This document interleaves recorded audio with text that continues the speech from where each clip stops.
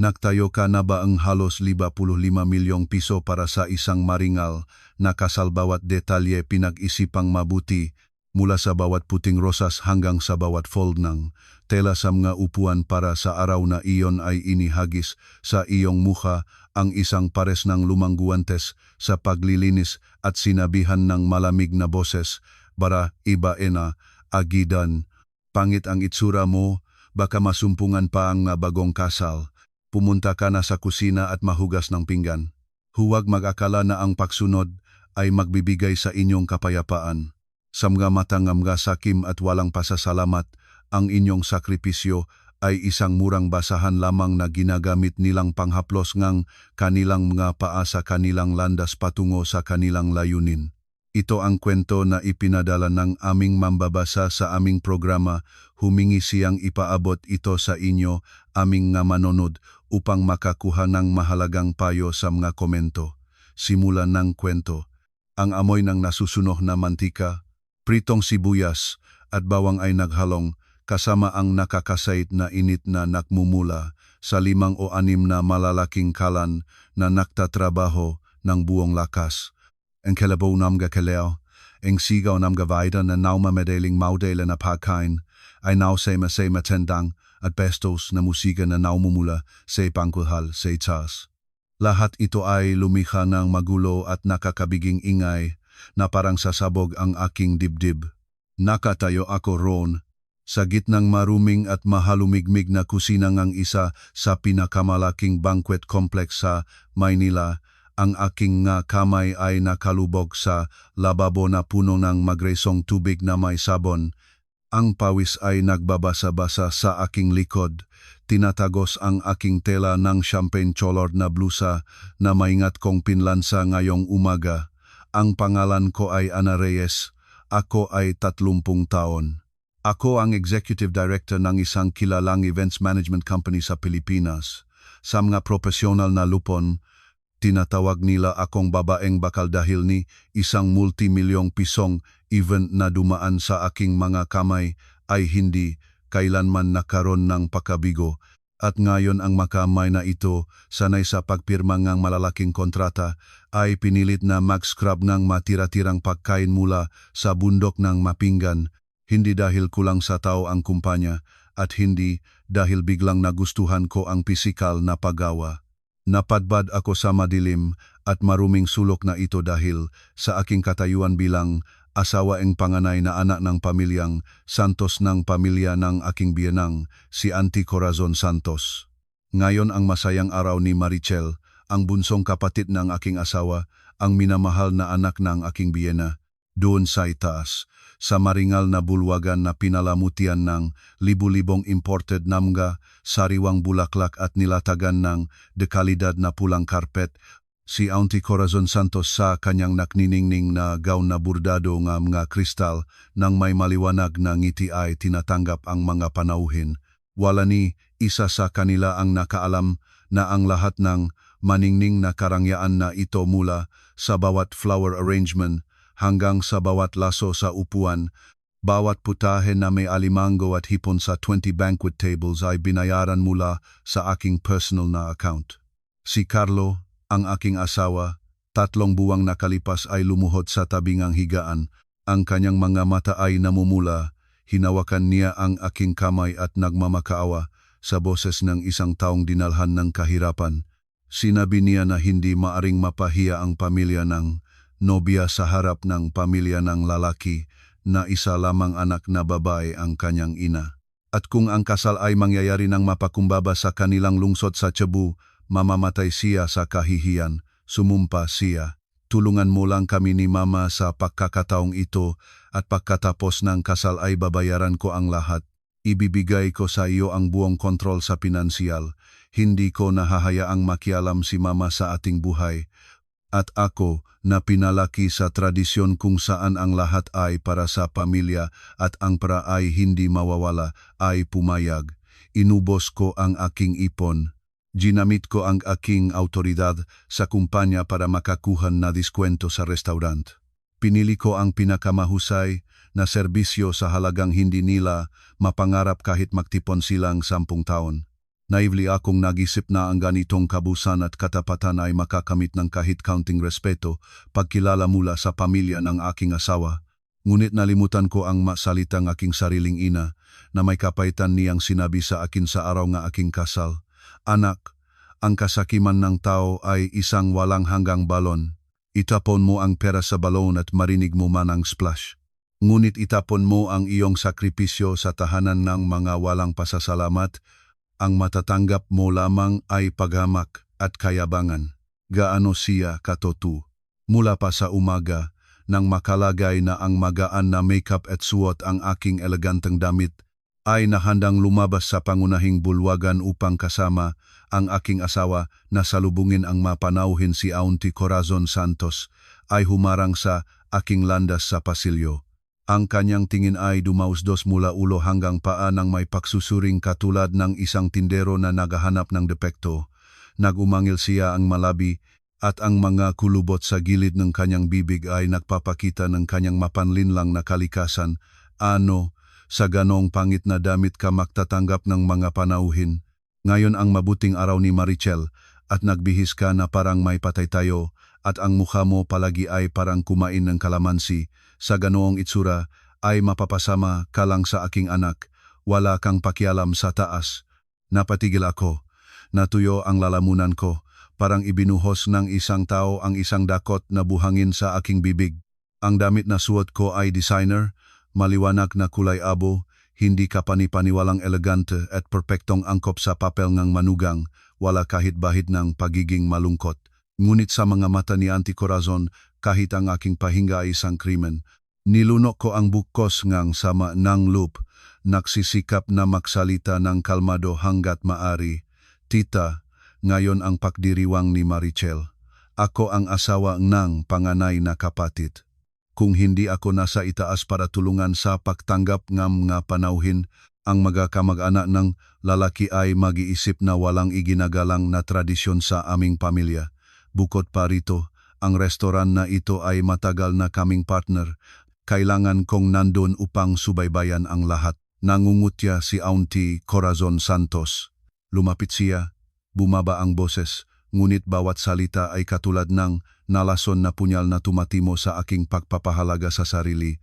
Huwag kang mag-akala na mas mataas ka pa sa lahat. Ang restoran na ito ay inupahan sa prang aking anak na si Carlo, at ikaw ay pumirma lamang ng mapapel. Kaya huwag mong angkinin ang karapatan ng iba. Ang mapanauhin sa taas ay marespetadong tao, makasosyo sa negosyo ng pamilya ng lalaki.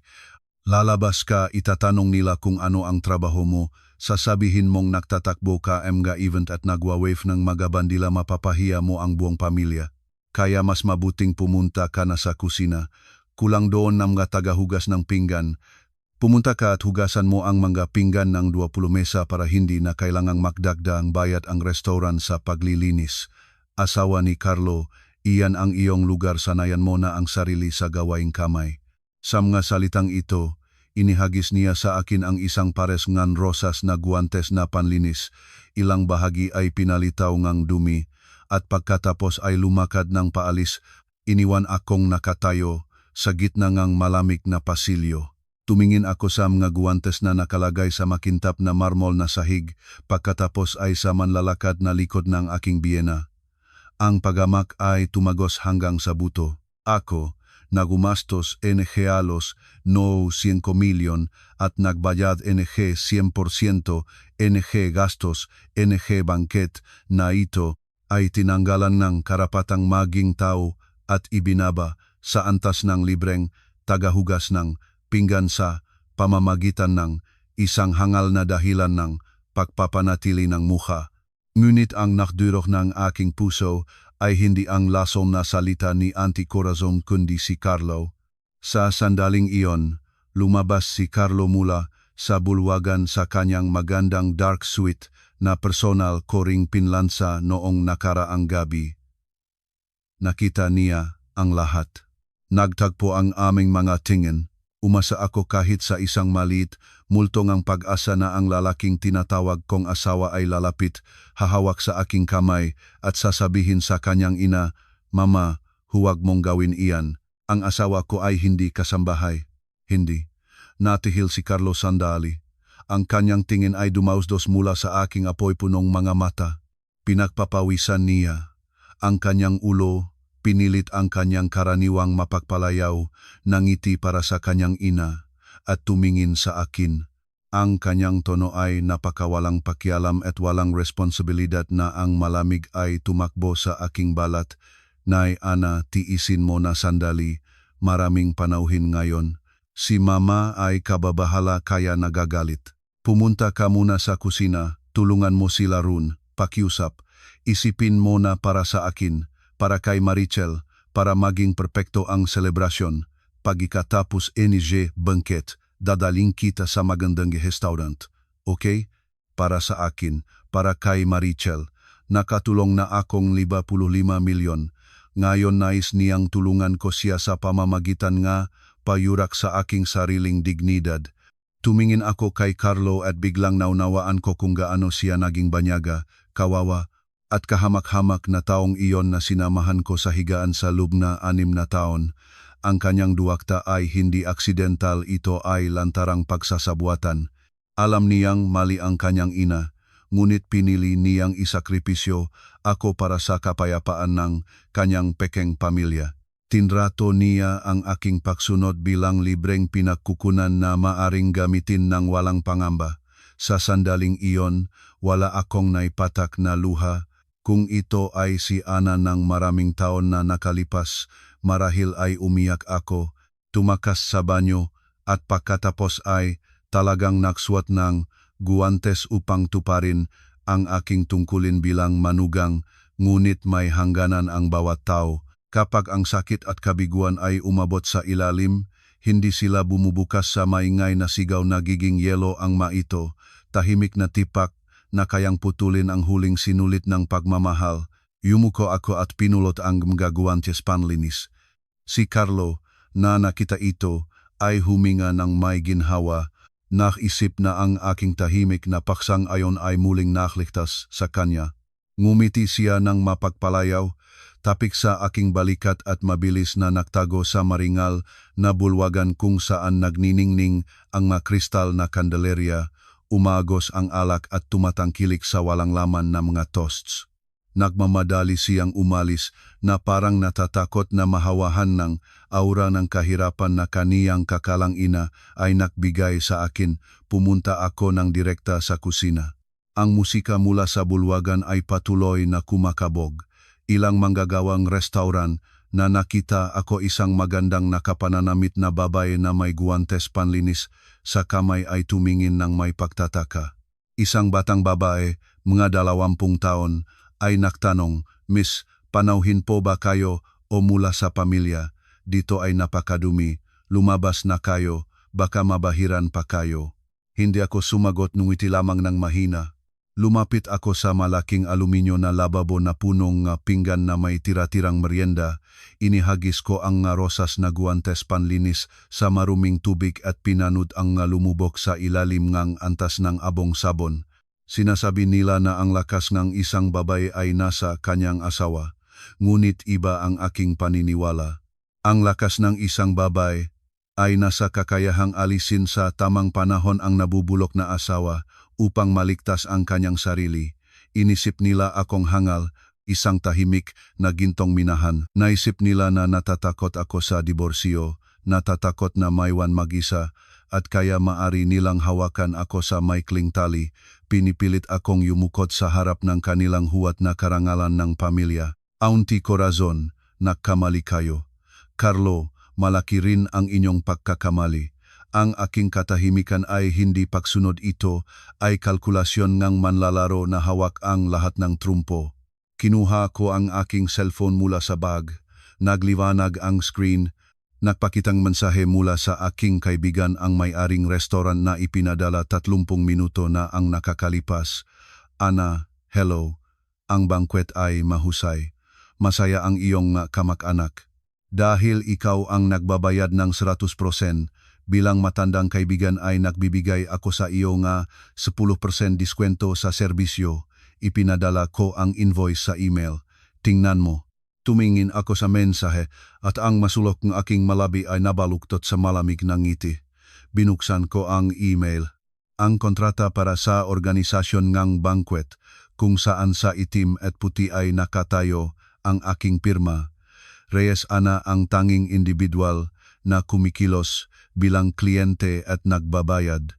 Sa mga kontrata nga events industry ay may isang talata na ang mga malekas at pailalim na tao tulad ng ina at anak na Santos ay hindi kailanman maunawaan ang nagbabayad ay may karapatang baguhin, suspindihin o kanselahin ang serbisyo anumang oras bago may hatid ang pangunahing pagkain sa pagbabayad na multa ayon sa mga alituntunin.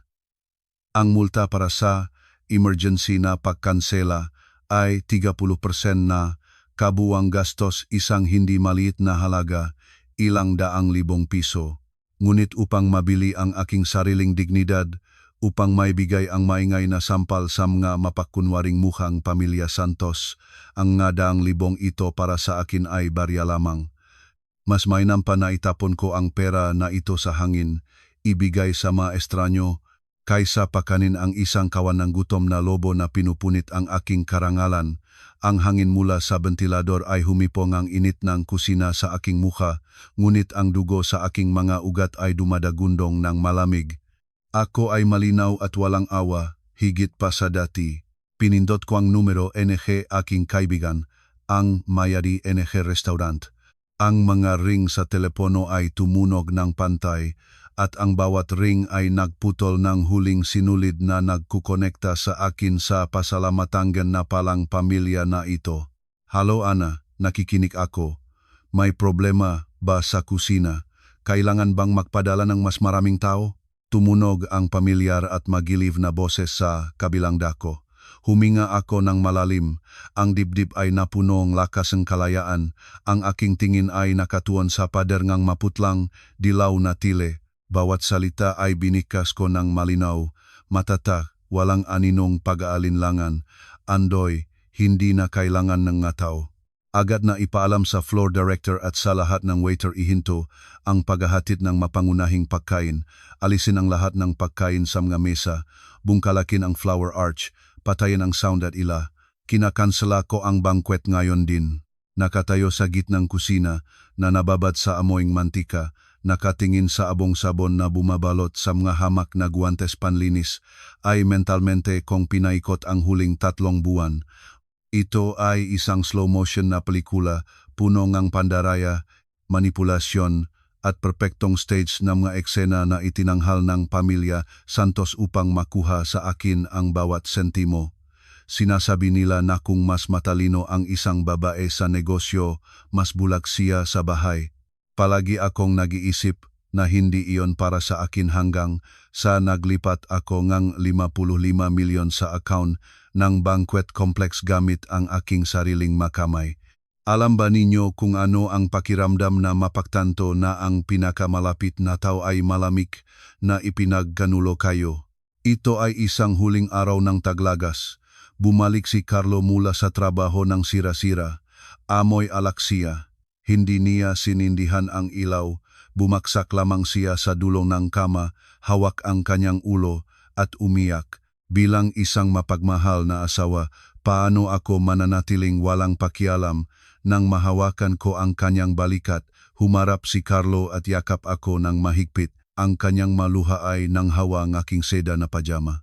Magulo-gulong kwento niya na ang pamilyang lalaki na pakakasalan ni Marichel ay napaka-impluensyal na mga tao sa kabisera. Ang ama ay opisyal, ang ina ay businesswoman. Inihiling nila na ang kasal ay sa isang elite na bangke complex. Kung ang kasal ay magiging simple sa probinsya, hahamakin nila si Marichel at maari pang kanselahin ang pakikipagtulian. Ana, ako ang panganay na kapatid. Namatay ang tatay ng maaga. Dapat kong alagaan ang aking kapatid. Ngunit mayroon akong problema sa kumpanya ngayon. Nakastuk ang pera sa isang proyekto at si mama ay umiyak araw-araw. Natatakot na mapahiya sa harap ng pamilya ng lalaki. Tulungan mo ako, pakiusap. Ikaw lamang ang babaeng maaari kong pagkatiwalaan ngayon. Bawat salita ni Carlo ay matamis na lason. Alam niya ang aking kahinaan. Hindi ko makita ang luha nga mahal ko sa buhay. Gumuhit siyang nakakapuso kirot na larawan isang matandang ina na nagtatrabaho ng husto sa buong buhay. Ngayon ay nasa gilid ng kahihiyan, isang bunso na kapatid na ang kabataan ay maaring masira. At ako, sa aking kamangmangan, naniniwala sa tungkulin ng mag-asawa, ay pumayag. Kinuha ko ang pera mula sa aking reserve account. Nakipag-ugnayan kay Andoy Villanueva, may-ari ng isang chain ng restaurant at matagal na kasosyo ng aking kumpanya. Personal kong pinili ang menu, personal kong inaprubahan ang disenyo ng flower arch. Ngunit ang pinaka-nakakatawa ay hindi ang nagbayad ako kundi kung paano nang may kapal parang pag-ari ni Auntie Corazon at ng kanyang anak ang lahat ng merito.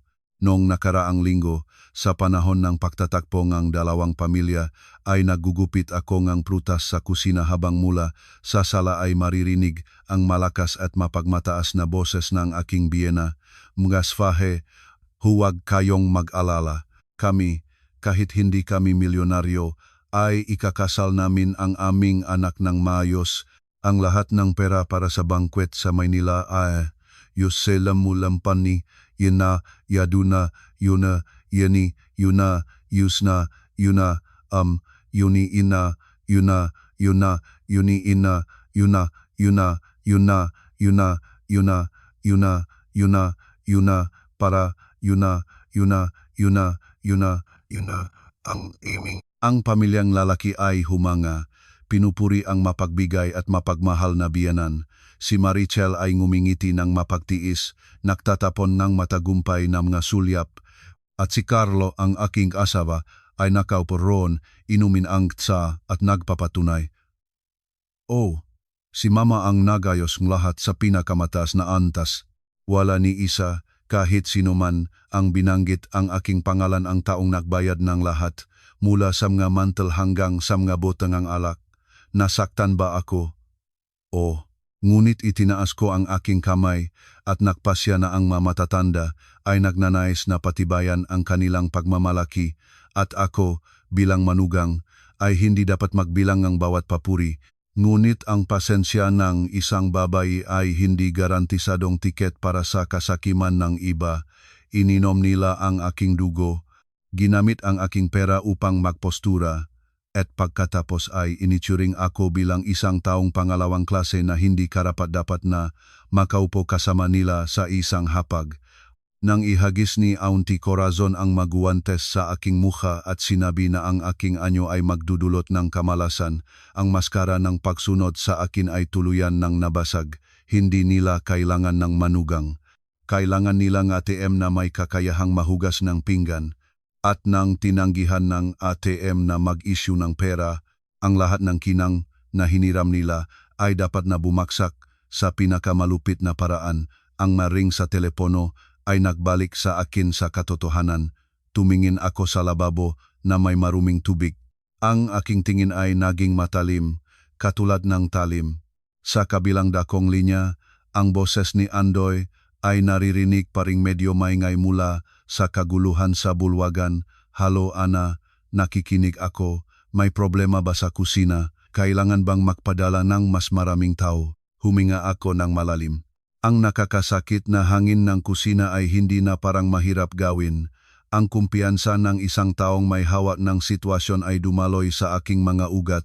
Andoy, hindi na kailangan ng mga tao. Agad na ipaalam sa floor director at sa lahat ng waiter ihinto ang paghahatid ng mga pangunahing pagkain, alisin ang lahat sa mga mesa, bungkalakin ang flower arch, patayin ang sound at ila. Kinakansela ko ang banquet ngayon din. Sa kabilang dakong linya, naghintay ngang ilang segundo. Literal ko ring narinig si Andoy na sumipsip nganghin. Siya ay nagulat.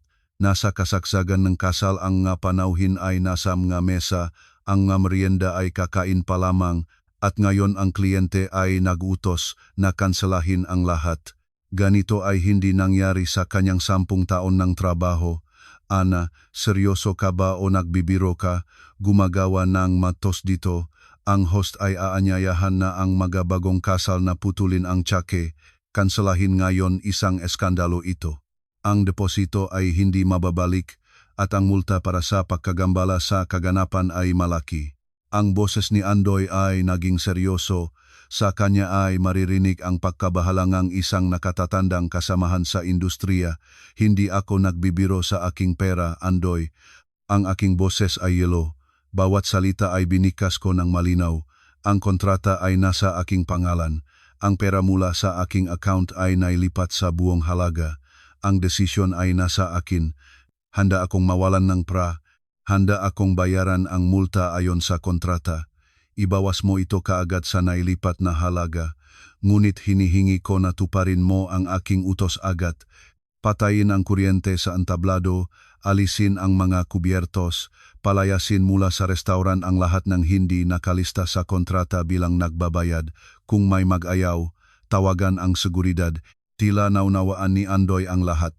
Bilang isang taong nagtatrabaho sa negosyo, siya ay sapat na matalino upang mapagtanto na may nangyaring hindi na maayos sa pagitan ko at ng pamilya ng aking asawa. Ang profesionalismo ay nangibabaw. Okay, naunawaan ko. Ang kontrata ay nasa pangalan ni Ana Reyes. Susundin ko lamang ang iyong mautos. Bigyan mo ako ng 5 minuto, ang floor director ay ayusin na ang lahat. Ibinaba ko ang telepono. Ang mamaikling ring ay naksenyal ng hindi na mababalik na desisyon. Dahan-dahan kong hinubad ang apron at inihagis ito sa basang tile na sahig. Ang parehong batang babae, katulong, ay nakatayo pa rin at tumingin sa akin na may ekspresyong punong takot at pagtataka. Marahil ay hindi niya maunawaan kung paano ang isang babaeng kakahabilin lamang sa pahuhugas ng pinggan ay maaring mag-order sa pamamagitan ng telepono upang kanselahin ang isang buong maringal na kasal. Lumapit ako sa lababo. Binuksan ang gripong malamig na tubig. Hinugas ang sabon at mantika mula sa aking mga kamay. Tumingin ako sa aking sarili sa maliit na salamin na nakabitin sa dingding. Ang aking mukha ay hindi pagod. Ang gown na kulay abo ay mukhang elegante pa rin at marangal. Kinuha ko ang aking lipstick na kulay pula mula sa bag at binutasan ang aking malabing na labinaw na linya. Mula sa sandaling ito, ang mapagpasakop na Ana ay patay na. Natitira na lamang si Ana Reyes, Executive Director, na hawak ang kapalaran ng tinatawag nilang karangalan ng Pamilya Santos. Binuksan ko ang pintuan ng kusina at lumakad sa pasilyo, nakalatak ng karpet na patungo sa pangunahing banquet hall. Ang tugnaking mata kong sa sahig ay tumunok ng pantay, malamig at determinado. Mga minamahal na manonod. Marami ang nagsasabi na sa harap nga, pagtataksil nga, pamilya nga asawa, ang matalinong babae ay dapat manahimik upang mapanatili ang kapayapaan sa bahay. O, kung magagalit man, gawin ito sa likod ng saradong mapinto. Ngunit napagtanto ko na ang walang prinsipyong pagsuko sa harap ng mga sakim at walang pasasalamat na tao ay isang paraan lamang ng sariling pagpapalibing ng iyong pagmamalaki. Kung ikaw, pagkatapos gumastos ng daan-daang libo o kahit milyon-milyon sa araw ng selebrasyon na ikaw mismo ang nakbayad, ay ipadala sa madilim na sulok upang maghugas ng pinggan, mas gugustuhin mong mapakumbabang ngumiti o katulad ko, gubahin ang lahat, ibahagi ang inyong masalobin sa makomento. Ang aking atensyon ay nakatuon sa mapintuan ng banquet hall kung saan dapat na maksimula ang pinaka-interesanteng bahagingang palabas. Huminto ang aking mahakbang sa harap ng mga inukit na double door na patungo sa Diamond Hall, ang pinakamahal sa complex na ito. Sa pamamagitan ng bahagyang bukas na puwang, isang maringal na larawan ang nahayag sa akin. Ang liwanag ng kristal na kandelerya ay nakbuhos na lahat na palihit, sumasalamin sa dandang makabaso. Ang orkestra ay tumutuktok na isang maliwanag na musika. Sa sentral na entablado si Marichel sa wedding gown na binudburan ng libu-libong piraso ng Swarovski ay mukhang isang prinsesa, hawak niya ang bisik ng lalaking pakakasalan. Sa kanyang mukha ay naka-freeze ang isang mapagmataas at pekeng ngiti. Sa tabi niya ay nakatayo ang aking biyena. Si Auntie Corazon Santos na may mikropono sa kamay. Kakagaling pa lamang niya sa hapag ng pamilya ng lalaki. Ang kanyang mukha ay namumula sa alak at pagmamalaki. Mga minamahal na panauhin, mga mahal na kamag-anak, Lubos kaming natutugon, ngaming pamilya ngayon, ang aming Marichel, ang aming kayamanan, ang aming lahat upang mapaktibay ang gayong maringal na kasal, upang hindi mapahiya sa harap ng gasfahe. Personal kong nilabas ang lahat ng aking iPhone na ipinon sa buong buhay ko. Bawat tenedor, bawat baso ay personal ko piling pinili para lamang maging maligaya ang aming na anak. Tumunog ang palakpakan mula sa ibaba. Ang pamilyang lalaki ay nagbigay ng pag-apruba. Ang natita mula sa panig ng lalaki ay nagbulong, korsona ay mabuti. Namatay ang asawa, ngunit ipinakasal niya ang kanyang anak na babae ng 55 milyon. Ang maswahe ay tiyak na nagpapasalamat. Si Marichel ay mapakumbabang ngumiti, nagtatapon ng mga tagumpay na sulyap, at si Carlo, ang aking asawa, ay nakaupo sa pangunahing hapag, naktuwid ng dibdib, at panapanahong nagbubuhat ng baso, tinatanggap ang mga pagbati. Lahat sila ay nalulublob sa kanilang kayabangan, hinihinga ang halimuyak na huwad na karangalan na binili sa aking pera, ngunit hindi nakatapos si Auntie Corazon Santos ng kanyang talumpati. Klik isang matalim na tunog at ang buong sound system ay biglang pumatay. Ang matalas na boses ng biyena ay naputol sa gitna ng isang salita. Kagel pagkatapos, klik, klik, klik, ang nauningning na liwanay ng mga kristal na kandelya ay lumabas. Ang malaking bulwagan ay nalubok sa kalahating kadiliman na nailaw lamang ng mahinang ilaw ng emergency lights. Lahat ng 200 panauhin ay nagulat, tumaas ang ingay. Nangyari ba? Pinalabas ang ilaw. 5-star restaurant ganyan ba ang serbisyo? Sa entablado, si Marichel sa takot ay kumapit sa bisik nga lalaking pakakasalan. Si Auntie Corazon Santos ay tinotok ang patay na mikropono, sumisigaw sa kadiliman. Ano ang nangyayari dito? Nasaan ang manager? Tawagin ninyo sa akin ang manager. May seremonya tayo. Ngunit bilang tugon sa kanyang sigaw ay hindi dumating ang mga pahingingang tawat ng mga kawani kundi ang mga hakbang. Para bang pumasok sa bulwagan ang isang hukbo, isang pangkat ng 50 waiter sa itim na uniforme na may profesional na mga kariton. Nagpunta sila sa mga mesa. Nang walang isang salita na may malamig na profesional na kahusayan, nagsimula silang alisin ang mga putahe na may seafood at karne na hindi pa natitikman ngang mapanauhin. Ang mga baso na may hindi natapos na alak ay tinanggal, ang mga mantel ay hinabla. Ang kalabok ng pinggan ay kumalat sa bulwagan, lumilihang simponiya ng kaguluhan. Ang mga panauhin ay naupong may bukas na bibig. May isa pang nagahain kantinidor sa bibig nang mapalapit ang isang waiter at magalang na nagsabi, "Pasensya po, kinansela ang bangket, pakibakante ang mga mesa." Tumalon si Carlo mula sa pangunahing hapag. Wala ni bahit ng kulay sa kanyang mukha. Tumakbo siya patungo sa isang waiter na nag-iikot ng mga pinggan mula sa hapag ng pamilya ng lalaki. "Naghihibang ba kayo? May bangkwet tayo." Nakaupo ang napanauhin. "Sino ang nagpahintulot sa inyo na mag-alis?" Tawagin ang floor director agad. Ang pamilya na lalaki na nakaupo sa katabing hapag ay nagsimulang magbago ang ekspresyon. Ang kama na lalaki ay nakunotno. Ang inang lalaki ay yumaw ng may inis, nagwiwisik ng damit at nagbulong. Anong ugali ang pamilyang babay? Palalayasin ang mapanauhin sa pamamagitan ng pagalis ng pagkain sa mesa. O baka hindi nila nabayaran ang restaurant, nanlinlang sila at nilukso tayo. Sa entablado, hindi na kayang panatilihin ni Auntie Corazon ang kanyang aristocratic na hitsura. Naggather siya ng kanyang gown at nagmadaling pababa ng hagdan. Ang kanyang muka ay nagnilaga sa galit. Itinuro niya ang kanyang daliri sa mukha ng floor director na kakasama pa lamang ng kaseguridad. "Sino ka?" "Nagbayad ako ng 55 milyon para sa aming pamilya. Ipinalayag ang ilaw at inalis ang pagkain. Anong meron sa inyong restaurant? Tatawagan ko ang inyong pinakamataas na opisyal.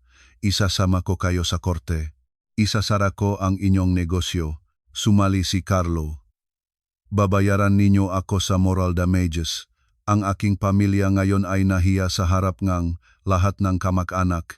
Hindi kayo makababayad kahit 10 beses." Habang ito ay nangyayari, umiyak ng malakas si Marichel sa entablado. Ang kanyang makeup ay nakalat. Ang lalaking pakakasalan ay nakatayo ng hindi alam kung ano ang gagawin at ang kanyang pamilya ay nagsimula nang bumangon mula sa kanilang maupuan na may malinaw na ekspresyon ng pagama sa kanilang mamukha. Malakas na sinabing ang inang lalaki, "Auntie Corazon, nagmamayabang kayo na 15 milyong kasal ang ginawa ninyo, ngunit pinapalabas ng restauran ang mga panauhin. O hindi lang pala kayo nakbayad, nanloko kayo at nilukso pa kami." Ang masalitang ito ay katulad ng sampal para sa biyena. Nagulantang siya, sinisikap na bigyang katwiran ang sarili. Hindi. Ano kayo? Swaha, binayaran ko ang lahat. Sila ang mga naksirang ulo dito. At pagkatapos ay tumingin siya sa floor director, ang kanyang nga mata ay nag-apoy sa galit. "Sabihin mo, nasaan ang iyong amo? Nagbayad ako ng 100%. Ngunit, ang gutos, nagi isang tao." Pinananatili ng floor director ang kanyang profesional na kalmado, kahit kapirasong hindi nagulat sa kanilang agresibong gawi. Umatras siya ng kalahating hakbang, kinuha mula sa folder ang isang dokumento na may pulang selyo ang restaurant at itinataas ito sa harap ng ilong ni Auntie Corazon Santos at Carlo. Ang kanyang boses ay tumunok ng pantay, malamig, at sapat na malakas upang marinig ng lahat sa pangunahing hapag. Ginu, pakiusap na kalmahan ninyo ang inyong sarili. Ang aming restaurant ay humakana ng mahigpit alinsunod sa lihal na kontrata. At ayon sa aming madokumento, wala kahit sinong nasa pangalang Imelda Corazon Santos o Santos Carlo na nakalista bilang nagbabayad para sa bangket na ito. Ang nag-iisang kliyenteng pumirma ng kontrata at naglipat ng buong halaga na 840,000 para sa bangkwet na ito ay si Ginang Reyes Ana. At 10 minuto na ang nakalipas, si Ginang Reyes Ana, bilang may-ari ng kontrata, ay inaktibo ang talatangang emergency cancellation ng banquet. Sinusunod lamang namin ang utos ng nagbabayad. Pumayag si Ginang Reyes na magbayad ng multa na 30% ng gastos. Ang natitira ay ibabalik sa kanyang account. Ang banquet na ito ay opisyal na kinansela. Wala kaming obligasyong pagsilbihan ng individual na hindi nagbabayad ayon sa kontrata. Ang patay na katahimikan ay bumaksak sa gitnang bulwagan. Ang magabulong mapanauhin ay agad na lumipol. Daan-daang tainga ang sumasaklaw sa bawat salita. Si Auntie Corazon Santos ay nakatayo, ng katulad nakaukit. Ang kanyang mukha mula sa pula ay naging puti, pagkatapos ay kulay abo, katulad ng abo. Ang bibig, nakakakatakot pa lamang ng demanda, ay tahimik na nagbubukas. Ang kanyang malabi ay nanginginig. Si Ana Reyes, ang aking manugang. Siya, kinansela niya ang banquet. Ang inang lalaki, na nakatayo sa tabi, ay narinig ang lahat. Mapait siyang ngumiti, tumingin sa biyena na may paghamak. Ganun pala iyon. Lumalabas na ang lahat ng iyong mga kwento tungkol sa retirement savings. Lahat ng ito ay para magpakita kuno. Ninakawan mo ang iyong manugang upang magpaganda. At pagkatapos ay pinababa mo siya nang humantong siya sa pagkanslang kasal. Diyos ko, anong pamilya namga manloloko at magdadaya ang malapit na nating mapinsalaan. Ang amang lalaki ay galit na nagsalita. Kahihiyan, kinakansela ang kasal, lahat sa bahay. Ang pamilyang lalaki ay determinadong lumiko at nagpunta sa labasan. Si Marichel, nang makita niya silang aalis, ay sumigaw ng malakas, bumulusot patungo sa lalaking pakakasalan. Sinisikap na pigilan siya, ngunit siya nang may pakasuya ay itinaboy ang kanyang kamay. Si Carlo sa sandaling ito ay nakbalik sa kanyang sarili. Ang kahihiyan at panik ay sinanay ang kanyang katwiran. Tumingin siya sa bulwagan na naglalaho sa kanyang paningin at sumigaw, katulad ng nasugatan na hayop. "Ana, nasaan ka? Lumabas ka. Naksiraan ka ba? Paano mo nagawa ito?" "Hindi ako naksiraan. Kakagaling ko pa lamang sa aking sarili."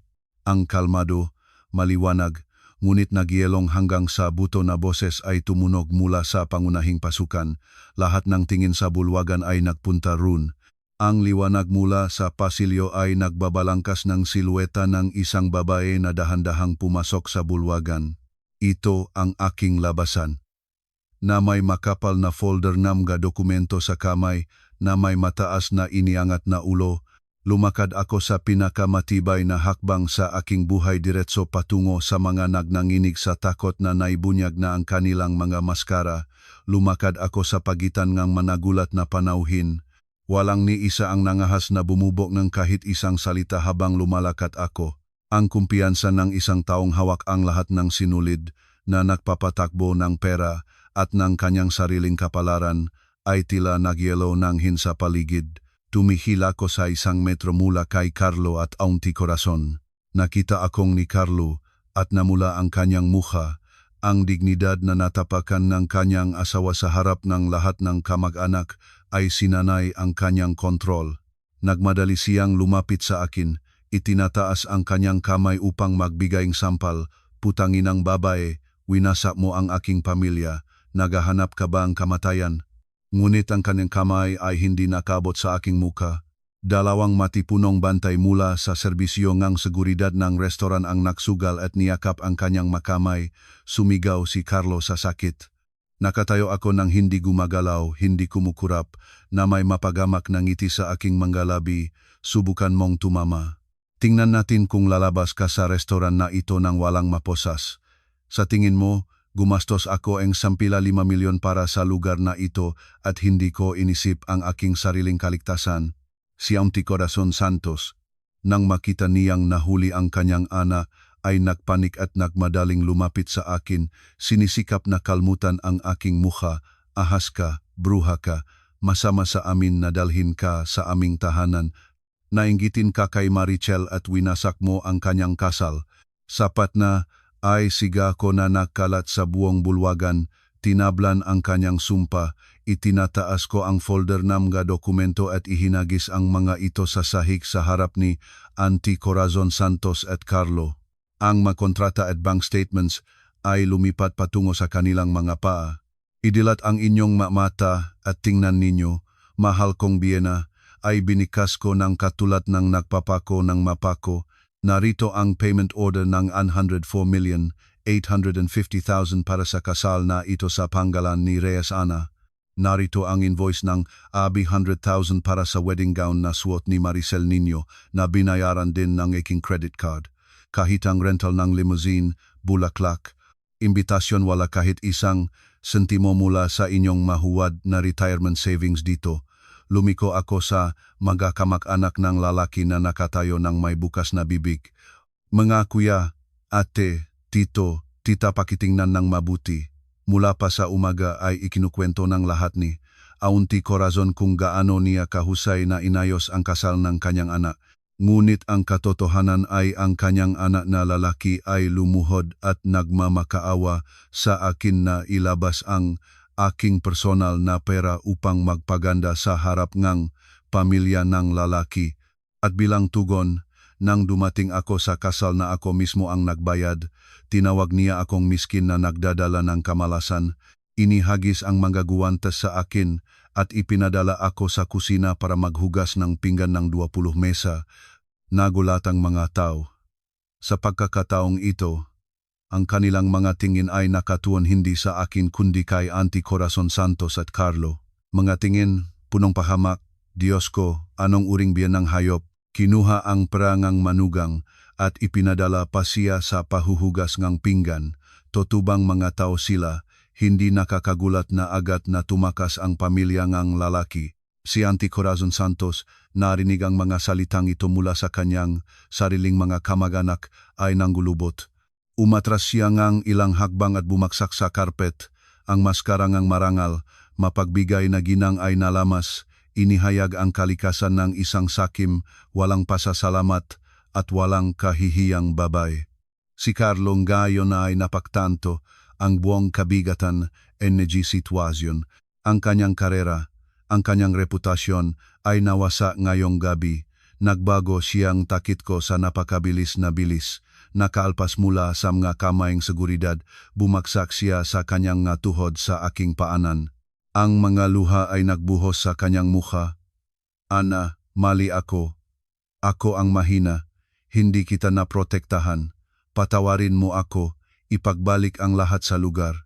Makiusap sa mga swahe na bumalik. Kung masisira ang kasal, paano mabubuhay si Marichel? Paano mabubuhay ang aming pamilya sa lunsod na ito? Tumingin ako mula sa itaas pababa sa isang yumuyukod sa aking mga paa. Sa aking kaluluwa ay wala ni bahit ng awakasuklaman lamang. Carlo, tigilan mo ng maglaro. Ikaw ay hindi mahina, ikaw ay makasarili at kasabwat. Tinulutan mo ang kalupit ng iyong ina para sa huwat na prestihiyong ayong pamilya. Ang 500,850,000 na ito ay itinuturing ko na itinapon sa hangin upang mabili ang katotohanan tungkol sa kalikasan ng inyong pamilya. Kinansela ang banquet, nawala ang pera, tumakas ang lalaking pakakasalan. Ngayon ayusin ninyo mismo ang basura na inyong nilikha ng inyong kasakiman. Hinila ko ang aking paa mula sa kanyang makamay at lumiko upang umalis. Hindi naramdamang kahit kaunting pagsisisi. Sa aking likod, ang magasigaw ni Marichel, ang pagmumura na magakamaganak, at ang walang lakas na mga buntong hininga ni Carlo ay naksama sa isang funeral symphony na itinanghal para sa mga walang pasasalamat at masamang tao. Lumabas ako sa banquet complex na may mataas na ulo, humihingangang malamig na hangin ng gabi. Ang isang babay ay hindi natatakot na mag-asawa ng mali. Natatakot siyang pagkaalam ngang pagkakamali ay hindi maglakas loob na putulin ang tanikala. Ngayon ay nawala sa akin ang halos 55 milyon ngunit nabili ko ang kalayaan at pagmamalaki para sa natitirang buhay ko. Ang pagsasabog ng mga false na mga bill at kontrata sa carpet ay tila tumunog ng mas malakas at mas matamis kaysa sa kahit anong sampal. Ang kapaligiran sa Diamond Hall ay nagipon hanggang sa hangganan. Naging napakapuno ngang hangin na maririnig na ang mabigat na pahinga ng nga tinangal ang pekeng mga maskara. Nakatayo ako, nagtuwid ang likod, at sa yalong kalmado ay tumingin sa mga taong nagtatagis sa putik ng kanilang sariling kasakiman, at sa sandaling iyon ay muling nagbukas ang nga pinto ng bulwagan. Ito ang inang lalaki, nakakaalis pa lamang ng galit ngunit bumalik para sa isang designer bag na nakalimutan sa mesa, at sa masayang pagkakataon ay narinig niya ang bawat salita ng aking pagbubunyag. Natigil siya. Ang kanyang nga pininta na mata ay lumawak sa takot. Ang tingin ay nagmamartsa mula sa mga pahaya sa sahig hanggang sa puting mukha ni Auntie Corazon Santos. Diyos ko! Tinapon ng inang lalaki ang kanyang makamay. Ang tunok ay naging nakakaputol ng binga. Mabilis siyang lumakat ng mas malapit. Ang kanyang matakong ay nagalit na tumuktok sa sahig. Auntie Corazon Santos, ibig sabihin ng lahat ng inyong mga talumpati sa entablado tungkol sa kung paano kayo nagbigay ng inyong huling ipon para sa kasal ng inyong anak, lahat ito ay palabas. Ginamit ninyo ang pera ng inyong manugang upang magpaganda sa amin at siya mismo ay ipinadala ninyo sa kusina upang mahugas ng pinggan. Anong uri ng pagpapahalaga sa pamilya iyon? Anong uring kabangisan at pagkukunwari literal na ikinalulumo ako? Nanjingginig si Auntie Corazon Santos. Ang kanyang maliwanag na nakalipstick na mga labi ay kumukurok ng walang tunok. Sinubukan niyang hawakan ang kamay ng inang lalaki. Swaha, swaha, pakinggan ninyo, ito si Ana, nagsisinungaling siya sa lahat. Inggit siya kay Marichel. Tumahimik ka.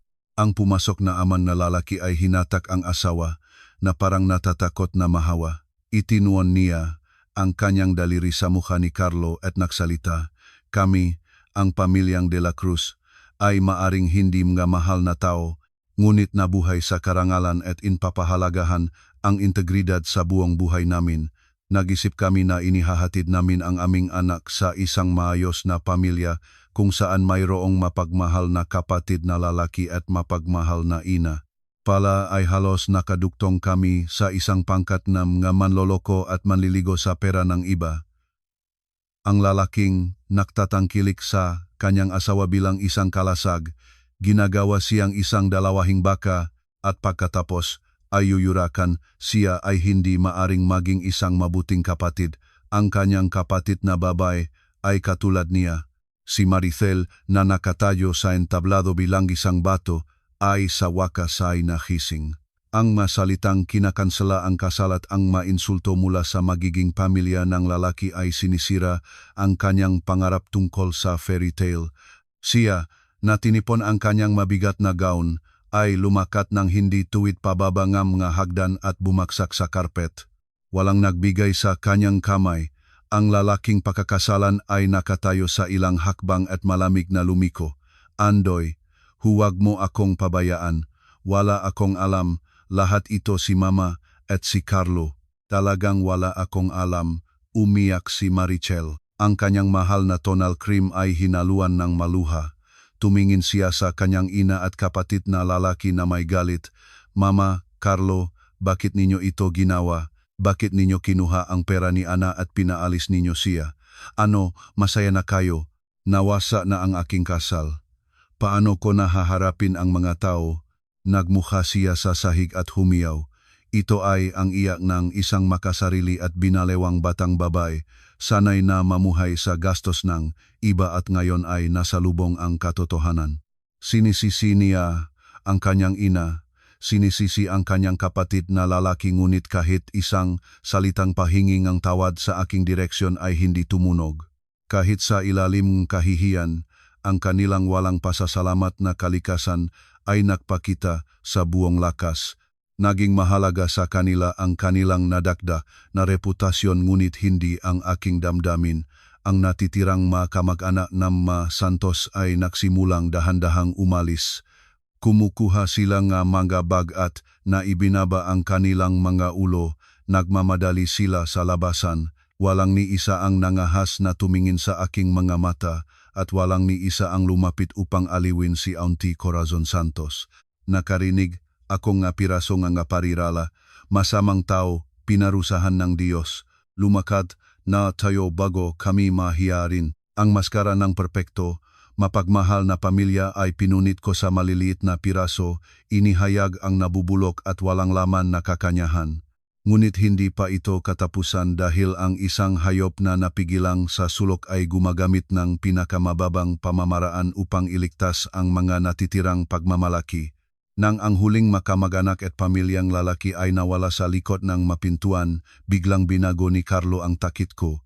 Sa pag-unawa na hindi ko kayang takutin ang puwersa, lumipat siya sa melodrama.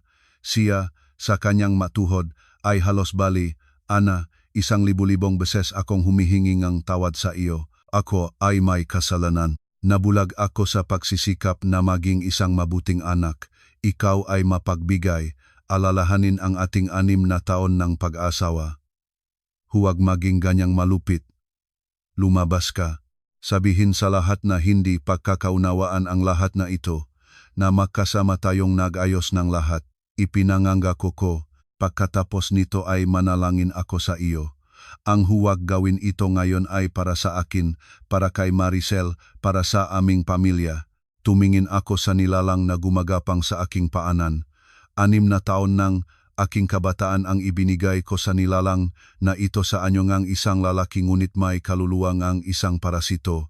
Carlo, sa tingin mo ba ang aking kabutihan loob ay isang basurahan kung saan maari mong itapon ang kahit anong kasinungalingan? Nang nakatayo ako sa madilim na kusina na nahuhugas ng magresong pinggan na saan ka nang inihagis ng iyong ina ang mga guwantes sa aking mukha at isinumpa niya ako, nasaan ka, nakatayo ka roon, ngumingiti ng mapagpalayaw at humihingi sa akin na matiisin. Hindi ka nabulag. Ginamit mo lamang ang iyong ina bilang kalasag upang takpan ang iyong sariling duwakta at kasakiman. Narinig ng kanyang masalita. Si Auntie Corazon Santos ay napaktanto na lahat na paraan na pakatras ay naputol na. At katulad ng lahat ng manipulating na mga ina, ginamit niya ang kanyang huling trumpo. Ay, puso ko, masakit ang puso ko, itutulak niya ako sa hukay. Mga tao, pinapatay ng manugang ang kanyang biyena. Humawak si Auntie Corazon Santos sa kanyang dibdib, nagsimulang mabingaw hininga, ang kanyang mata ay gumiray at siya ay bumaksak sa sahig. Sumigaw si Maricel, Mama, Mama, anong meron sa iyo? Ana, ikaw bang masaya? Pinahimatay mo si Mama. Kung may mangyari sa kanya, hahanapin ka namin kahit saan ka. Tumalon din si Carlo. Mama, gumaling ka. Tawagin ang ambulansya. At pagkatapos ay lumiko sa akin ng may galit. Nakikita mo kung ano ang ginawa mo? Walang pusong babae ka. Anumang ibang babae sa ganoong sitwasyon ay matatakot. Umatras, natatakot na tatawaging pumatayng biyena, ngunit hindi ako. 6 na taon akong nanirahan kasama niya at alam ang lahat ng kanyang nga palabas na may hypertensive crisis at atake sa puso na inayos niya tuwing matatalo siya sa isang away. Kalmado kong itinataas ang aking kamay, pinipigilan ang manager na umabot na para sa kanyang telepono. Huwag magmadali sa ambulansya, sayangin lamang ang pera. Lumapit ako sa hihigang biyena, kinuha mula sa bag ang isang bote ng malamig na mineral water na binili ko sa bar. Binuksan ang takip at, nang walang pag-aalangan kahit isang segundo, ibinuhos ko ang kalahating boteng malamig na tubig ng direkta sa mukha at nunang namamatay na ina nga aking asawa. Tumalon si Auntie Corazon Santos, katulad ni nasunog na tinatahinas. Tumayo siya at sa galit ay tumingin sa akin. Ano ang ginagawa mo, bastos ka? Sinuklay ko ang aking braso at ngumiti. O, gumaling na kayo, tita. Ang aking gamot ay naging epektibo. Kung may tunay na atake sa puso, hindi kayo ganyang mabilis na mabawing ang malamig na tubig. Sa susunod na susubok kayo ngang hiwatigan, sikaping ang makalamnan ng mukha ay hindi kumukurap kapag narinig ninyo ang aking mahakbang. Napatigil si Charlo at Marichel, tumingin kung paano ang kanilang kakanamamatay na ina ay nakatayo na ngayon at nagsasalita ng masumpa. Ang aking personal na pananaw, mahal na mga manonood, sa sandaling iyon ay halong kapaitan at pagamak. Itinuturo sa atin, mga babae, na ang pasensya ay ginto at ang sakripisyo ay sukatan ng kabutihan.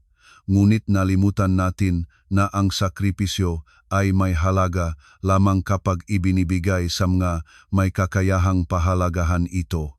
Kapag tiniis ninyo ang kasamaan, manipulasyon at walang pasasalamat, hindi ninyo pinoprotektahan ang pamilya. Tinutulungan ninyo ang iba na humukay ng libingan para sa inyong pagpapahalaga sa sarili. Sa tingin ninyo ba, ang aking pagkilos na may tubig ay masyadong malupit o ito ang nag-isang tamang sagot para sa isang manipulator? Ibahagi ang inyong opinyon sa mga komento. Sa Diamond Hall ngayon ay napakatahimik na. Ang nabigong palabas na may atake sa puso ay nagalis sa pamilya Santos ng huling natitirang dignidad.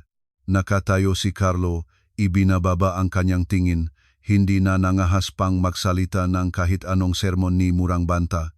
Naunawaan niya na ang babaeng nakatayo sa kanya ay hindi na ang tupa na payapa. Dahan-dahan kong nilakat ang walang laman na pangunahing mesa. Nagslide ang aking mga daliri sa malamig na baso. Ang aking puso ay kalmado. Kapag ang kabiguan ay umabot sa hangganan, ang tao ay nagiging kahangahangang walang pakiramdam at makatwiran. Carlo, ang aking boses ay kumakalat sa walang laman na bulwagan, matatag at matalim na katulad nog talim. 6 na taon na ang nakalipas nang pumasok ako sa tahanan nga Santos, dinala ko ang isang tapat na puso, isang malaking kayamanan na ibinigay sa akin ng aking mamagulang, at ang ilusyon na kung mabuti ang aking pakikitungo sa pamilya nga aking asawa, matatanggap ko ang pagmamahal bilang kapalit. Gaano ako nagkamali.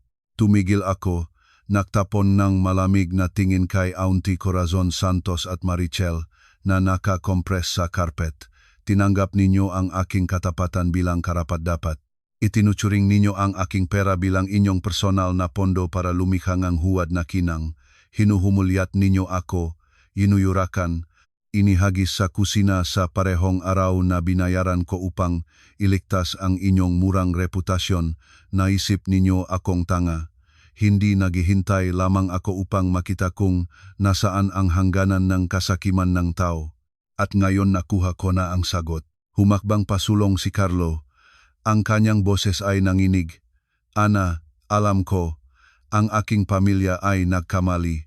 Guilty ako sa harap mo. ngunit 6 na taon ng pag-aasawa wala na bang natitirang damdamin? Galit ka sa akin, sigaw. Sampalin mo ako kung gusto mo ngunit huwag mong sabihin ang mga ganitong malupit na salita. Malakas akong natawa mapait, nagpapalawak na tawa. Damdamin, nangahas kang sabihin sa akin ang tungkol sa damdamin, Carlo. Nang inihagis ng iyong ina ang mga guwantes sa aking mukha, nasaan ang iyong damdamin? Nang nakatayo kang may halagang tao, tinatanggap ang mga toasts na binayaran ng aking dugo, nasaan ang iyong damdamin? Lumalabas lamang ang iyong damdamin kapag ang ATM na nangyanggalang Ana Reyes ay nagbabanta na i-block ang card. Kinuha ko mula sa bag ang isang manipis na puting sobre. Inihagis ko ito sa salamin na mesa sa harap ni Carlo. Ito ang petisyon para sa diborsyo. Pinirmahan ko na ito. Ang aking ari-arian, bago at sa panahon ng pag-aasawa, ay matagal ng dokumentado ng mga abogado. Wala kang makukuhang kahit isang sentimo, bukas ay makita tayo sa korte. Nabaluktot ang mukha ni Carlo. Tumingin siya sa puting sobre, katulad ng isang bomba. Ana, nagsiraan ka ba? Diborsyo. Ikaw ay may tatak ng diborsyo. Sa tingin mo mabubuhay ka ng maayos. Umiling ako. Sa aking mamata ay naalab ang pagmamalaki. Ang tatak ng diborsyo ngunit kapalit ng isang buhay na may kalayaan at mataas na ulo, mas mainam ito kaysa maging kasal at mabuhay katulad ng libreng.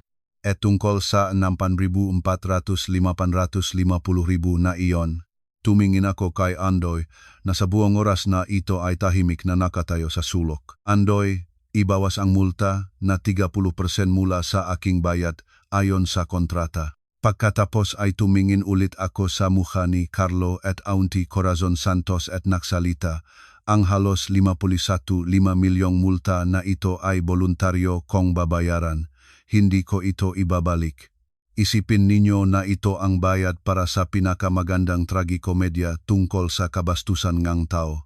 Isipin ninyo na ito ang barya na inihahatid ko sa siyam na buhay ng aming patay na pag-asawa upang mula sa araw na ito ay hindi na kayo kailanman makakalason ng aking buhay. Lumawak ang mamata ni Auntie Corazon Santos. Umiyak si Marichel sa kahihiyan. Si Carlo ay nakatayo na parang tinamaan ng kidlat. Ang aking masalita ay naging hatol ng kamatayan para sa kanila. Hindi ako humingi ng pra. Pinag-alayan sila ng aking pagamak.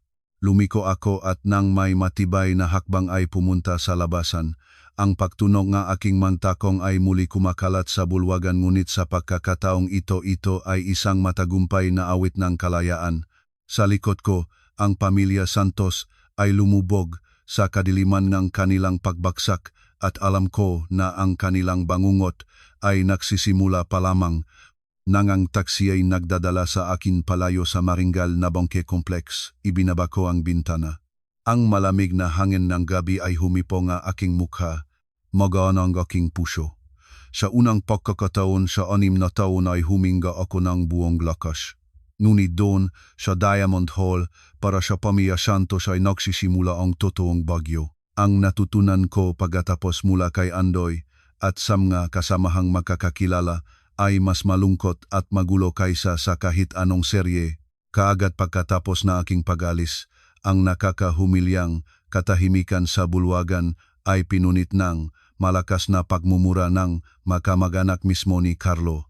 Ang mga parehong kuya at aling kaakalang nagpupuri kay Auntie Corazon Santos ay umikot ng 180 degrees. Corazon, ano ang ginawa mo? Ang pamilyang De La Cruz ay marespetadong tao. Nanlinlang mo sila. Nanlinlang mo ang iyong manugang. Hiniya mo ang buong angkan namin, sigaw ngang panganay na tito, tinutuktok ang kanyang tungkot sa sahig. Hindi na makapagsimulatan ng hiwatigan si Auntie Corazon Santos. Umupo siya sa sahig at umiyak. Hindi ko alam na ganyan ang asal ni Ana. Itinayo niya ang isang bitag para sa amin. Tumahimik ka, sigaw nga isa sa mga tita. Ikaw mismo ang naghagis sa kanya ng guwantes. Ikaw mismo ang nagpadala sa kanya sa kusina. Hindi mo siya itinuturing na tao, ngunit umaasa ka sa kanyang respeto. Anong itatanim, iyon ang aanihin. Ang makamagana ay nagkalat. Iniwan ang 3 ina, anak na lalaki, at anak na babae mag-isang nakatayo sa gitna ng walang laman na bulwagan. Ngunit ang kahihiyan sa harap ng mga kamag-anak ay wala kumpara sa kung ano ang naghihintay sa kanila mula sa pamilya ng lalaki. Sa kinabukasan, isang maliit na truck ang dumating sa kanilang 3 palapag na bahay. Lumabas ang mga magulang at lalaking pakakasalan na may mga mukhang bato. Nagutos sila sa mga manggagawa na ilabas ang lahat ng regalo ng kasal mula sa mga alahas hanggang sa mga gamit sa bahay at itumba ang maito sa gitna ng bakuran. Ano ang ginagawa ninyo? Tumagbo sa panik si Auntie Corazon Santos. Tumahimik, rinareklamong inang lalaki. Anong pamiyang makapagpapalangganong pandaraya? Natatawa sa amin ang buong bayan na halos napaging pamilya namin ang mga manloloko na nabubuhay sa gastos ng manugang at pagkatapos ay iniinsulto siya. Mas magpapananatili na namin sa aming anak na binata kaysa makipagsama sa mga tulad ninyo. At pagkatapos ay ihinagis nila sa mesa ang isang bil. Kahapon, 200 ng aming mapanauhin mga respetadong tao ay nahiya at pinaalis. Ngayon ay ibinabalik namin sa kanila ang pera na ibinigay nila sa mga sobra at nahingi ng tawad. Narito ang bill para sa pagrentahan ng mga bus para sa mga panauhin mula sa probinsya at hotel. Kabuuan, 11,200,000. Ibalik ninyo ang aming pinsala. Agad o isasama namin kayo sa korte sa kasong pandaraya. Sa pagdinig ng halagang ₱1.2 milyon, bumaksak si Auntie Corazon Santos sa lupa. Si Carlo ay walang ganong pera.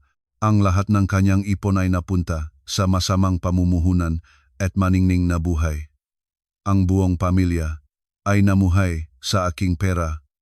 Bigyan mo ako ng 3 araw. Nagsalita siya ng marahan. 3 araw, wala ka bang pera?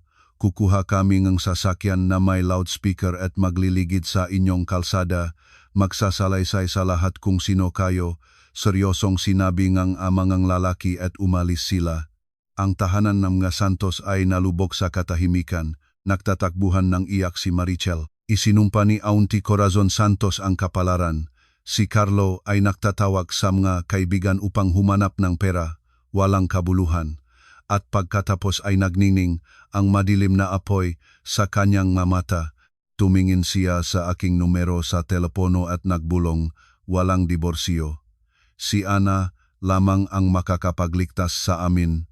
Siya ang aking asawa, ang kanyang pera ay aming pera. Isang bagong masamang plano ang nagsilang sa kanyang nabubulok na isipan. Hindi niya alam na ang hukay na siya ay palusob doon ay personal kong hinukay para sa kanya. 3 araw lamang pagkatapos ngang nakakakilalang gabing iyon, ang aking buhay ay bumalik sa normal na agos. Lumipat ako mula sa aming pinaksamang tahanan, nagupa ngang maringal na apartment sa gitna ngang lungsod, pinalitan ang lahat ng mga password at nagupa ngang karagdagang seguridad. Alam ko na ang napigilang si Carlo, na may utang na 11.2 milyon, ay hindi nag-iwan sa akin ng mapayapa at hindi ako nakamali. Isang Biyernes ng tanghali sa panahon ng aking pulong, nakaroon ng kaguluhan sa reception. Ito ay si Carlo gumalanggalang, may pinigang damit na may mga mata ng nagalif. Sinisikap niyang makalusot sa seguridad. Palabasin ninyo, ako ang asawang inyong direktor, nagaway lang kami. Lumabas ako mula sa opisina. Carlo, anong sirkus ito? Ang petisyon para sa diborsyo ay nasa korte na. Makipag-usap sa akin sa pamamagitan no aking abogado. Nang nakita niya ako, agad niyang binago ang takit ko. Bumaksak siya sa kanyang matuhod sa gitnang opisina. Ana, pakiusap, nakamali ako. Si Mama ay napagtanto na ang lahat. Umiyak siya araw at gabi. Iniwan ni Andoy si Marichel. Nasa bingit siyang pagbagsak. 1.2 milyon ang hinihingi nila sa amin. Saan ko kukuhanin? Kami ay mag-asawa. Ayon sa batas, ang lahat na mayroon ka ay aming pinagsamang ari-arian na nakuha sa panahon ng pag-aasawa. Hindi mo kami maaring pabayaan sa pangangailangan. Ibigay mo ang isa at kalimutan na natin ang lahat. Ang aking maempleyado ay nagsimulang magbulong. Inilalapat niya ang awa, ang opinyon ng publiko upang mapilitang magbayad ako. Malakas akong natawa sa buong opisina. Carlo, nagpasya kang bigyan akong blackmail gamit ang batas sa pinagsamang ari-arian. Sa tingin mo, pagkatapos ng ganitong katagal sa negosyo, ganyang naivo ako. Lumapit ako sa desk ng sekretarya, kinuha ang isang USB drive at isinama ito sa malaking TV sa lobby. Sa screen ay lumabas ang dokumento.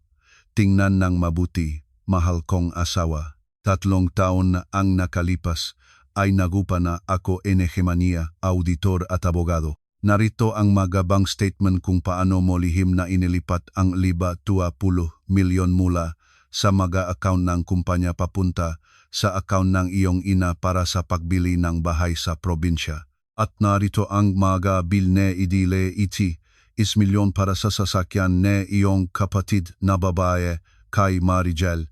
Lahat ito ay pagnanakaw ng mga pondo.